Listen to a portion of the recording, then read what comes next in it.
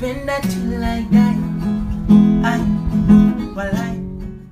Mwanangu Kiromo. Niambie mjinga. Unajua nini mwanangu? Mimi jana nilienda airport. Nilienda airport pale bwana.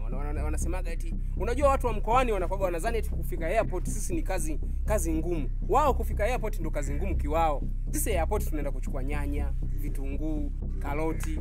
Umeona? Sasa mimi jana nilienda airport pale. Nimefika kwanza airport mwanangu advertise. Nyewe mlikuwa mnasema eti ndege ile ya Obama ile kuja 2010. Eti bonge la ndege kubwa. Hakuna kitu kama hicho. Kwanza mkinga, umenikumbusha jambo muda mrefu. Alafu unajua ile ndege ilikuwa haina mfano. Wewe unaongelea ndege gani? Ndege ile ya Obama kipindi kile? Ndio. Ile sio kubwa. Ndege iliyoshuka jana.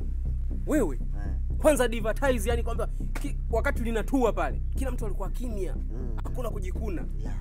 Yaani ile advertise kabla halijatua chini, halijagusa ardhi ya Tanzania, likashusha airport yake kwanza.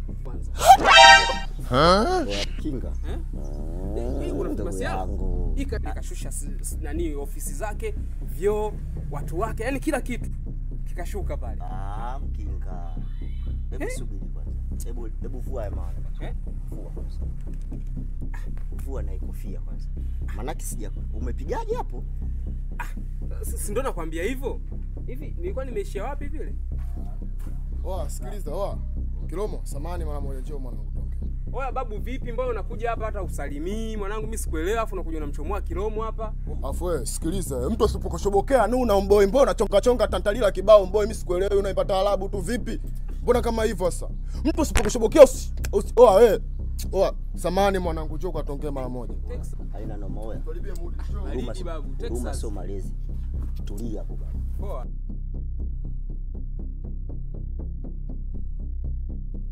Sikiliza mwanangu Kiromo, nikwambie kitu kimoja unajua. Niambie damu yangu. Siku ile ulinifuata uliniambia kuhusu swala la mtu wako ile, unajua zile. Nikachukulia poa, unajua ile. Lakini nikasema ngoja nikaushe, unajua. Lakini unamjua Momo? Momo namjua. Momo nampata. Sikiliza sasa nikwambie kitu kimoja. Nimemkuta juu pale yupo na mama mtu wako ana enjoy, ana celebrate kabisa na kula nini, mimi simuelewi ujue maisha kweli. Sasa sikiliza nikwambie mwanangu. Dakika hii nisha mindisha fume ujue maisha kweli. Hebu sikiliza kwanza kipande. Mimi ndo nakuelekeza. Sikilize kipande. Unajua unanitoa kwenye mood.